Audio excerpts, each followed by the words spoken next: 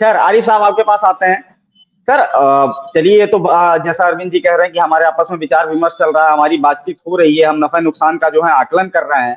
आप लोग इसमें जो है कहाँ बीच में सर कूद पड़ रहे हैं? मानसून ऑफर अभी भी आपका बरकरार है, अखिलेश जी जो है सीधे तौर पे मोहरा बता रहे हैं, ऐसा कौन सा इनपुट आप लोग को मिला हुआ है? क्यों सर? आरिफ सर। आप सभी को मेरा नमस्कार है और हम्म, सभी का हृदय से सम्मान है। अरविंद जी ने बड़े ही खूबसूरती से विपक्ष के ऊपर बड़ा आरोप करते हुए आपके हम्म, जवाब को नजरअंदाज करते हुए अपनी बात कही। आपका जवाब नहीं दिया। हम्म, देखिए, राजनीति है और प्रमुख रूप से सत्ता में भारतीय जनता पार्टी है। उत्तर मैंने प्रदेश आपको बधाई भी देश दी का है। हिस्सा है। जी जी, स्वीकार है बधाई आपका, दे रहे हैं, स्वीकार कर आभार है। लीजिए सर। हम्म, आभार है आपका सर, आभार है। तो हम्म, प्रमुख रूप से उत्तर प्रदेश जो है वो देश का हृदय है और यहाँ पर हम्म, अगर कुछ होता है तो निश्चित रूप से चर्चा आती है। देखिए, ये चर्चाएं हम नहीं कर रहे हैं, ये चर्चाएं तो हम्म, भारतीय जनता पार्टी के लोग कर रहे हैं। सरकार के खिलाफ दो उप मुख्यमंत्रियों का पहले से बिगुल फूका हुआ है। तीन विपक्षी दल है, प्रमुख रूप से अरे गठबंधन के दल हैं, उनका आपस में सामंजस्य नहीं है।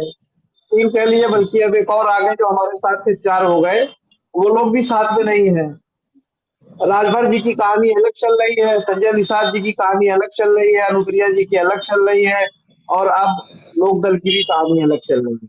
अभी एक निर्णय माननीय मुख्यमंत्री जी ने दिया था जिसका सुप्रीम कोर्ट ने आदेश लगाया, आदेश दिया, रोक लगाई। उस निर्णय के खिलाफ लोकदल के लोग भी बोले। तो कहने का मतलब ये है कि सरकार के अंदर से खुद सारे डिब्बे इतना टकराहट मचाए हुए हैं कि वो बातें बाहर खुद आ रही हैं।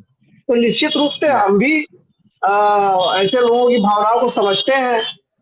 शायद केशव प्रसाद मौर्य जी इस बात को मनवा नहीं पा रहे होंगे कि हम पिछड़े समाज से हैं और पिछड़े समाज का उत्थान भारतीय जनता पार्टी में हो पा रहा हो। हमारे ऊपर आरोप लगाया जाता था कि एक ही जाति के लोगों के का वर्चस्व है।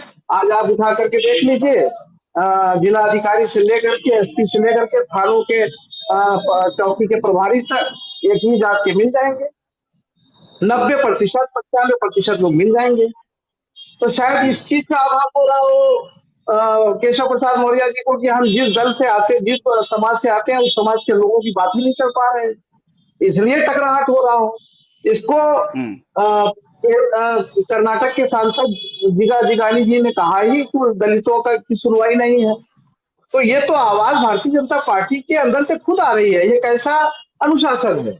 इसको आप अंदर खाने में बैठ के ठीक है। समझ नहीं होते, बाहर आती नहीं तो आज मार्कंड जी को और हमको इस पर चर्चा न करनी होती। पहली बात। दूसरी चीज मैं हम्म, ये कह रहा था कि गठबंधन और हमारा अरविंद जी बना बहुत प्यार से जो है बातों में उलझा के साइड से ना निकल रहे होते। न निकल रहे होते।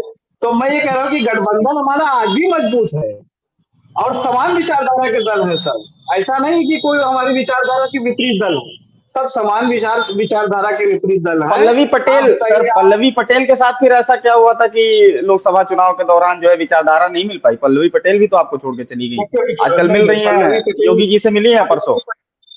देखिए पल्लवी पटेल जी हमारी विधायक हैं अभी और हम्म, वो हमारे विचारधारा से, उनकी विचारधारा मेल खाती है। लेकिन राजनीति में हम्म, बहुत सारी बातें होती हैं, उनको नजरअंदाज हम्म, करना पड़ता है। शायद वो नजरअंदाज नहीं कर पा रही, उसका नुकसान भी उठाया। अगर उन्होंने नजरअंदाज ठीक न है। किया होता और राष्ट्रीय अध्यक्ष जी की अनुमति से चली होती तो आज वो लोकसभा हम्म, की सदस्य होती। मैं ये भी कह रहा हूँ ठीक। कि अगर वो हम्म, हमारे राष्ट्रीय अध्यक्ष जी के निर्देशों पर चली होती, अगर उन्होंने अपनी हम्म, उसके अंदर दिमाग न लगाया होता तो निश्चित रूप से आज वो लोकसभा की सदस्य होती और हमारी संख्या ठीक है। 37 से 38 हो जाती। लेकिन मैं ये कहना चाहता हूँ कि अभी इन्होंने जी। कहा अरविंद जी ने कि लोकतंत्र है, लोकतंत्र के अंदर सबको कहने का अधिकार है। चलिए ठीक है, अनुशासन तो कहीं नहीं दिख रहा है। दूसरी चीज ये है हम्म, कि अभी तक आप सदन में अ, संसदीय दल का नेता नहीं चुन पाए सरकार बनाने के लिए। 1 महीना से ज्यादा हो रहा है। ये कैसा अनुशासन है? कहाँ है लोकतंत्र आपका? आप संसदीय दल का नेता बना पाए? आपने एनडीए का नेता चुन दिया। हमने तो संसदीय दल का नेता चुना जहां आप आरोप लगा रहे हैं कि वहां एक ही परिवार में चला जाता है सब कुछ। अरे परिवार को तो जनता, जैसे जनता को आपने चुना है, उन परिवार से जो लोग लड़ करके आए उनको भी जनता ने चुना। हमारी ताकत नहीं है, जनता की ताकत से वो लोकसभा के अंदर बैठे हुए हैं, राज्यसभा के अंदर बैठे हुए हैं। जनता उन्हें चुनती है और जनता ने उन्हें चुना है, उन पर विश्वास किया है। वो अगर जनता के अनुरूप कार्य ठीक है, करेंगे ठीक तो है। आगे भी आरिफ चलते साहब, रहेंगे, नहीं भी आरिफ साहब, करेंगे तो जनता उनको भी उतार देगी। जैसे आपको 2 बैसाखी दे दिया है, अब नानी की वजह से आरिफ आपकी साहब, सरकार बची हुई है। एक नायडू साहब है, एक नीतीश साहब है। आपने पूरे देश का बजट उठा करके उन 2 राज्यों को दे दिया है अपनी बैसाखी को मजबूत करने के लिए। लेकिन ये भी देखना है कि वो बजट वहां तक किस रास्ते से पहुंच पाता है। बहुत बार प्रधानमंत्री जी ने ठीक है। कहा कि कितना देते हैं, 100 करोड़, 200 करोड़, 500 करोड़, 600 करोड़, 50,000। ठीक है, ठीक है सर। आरिफ साहब,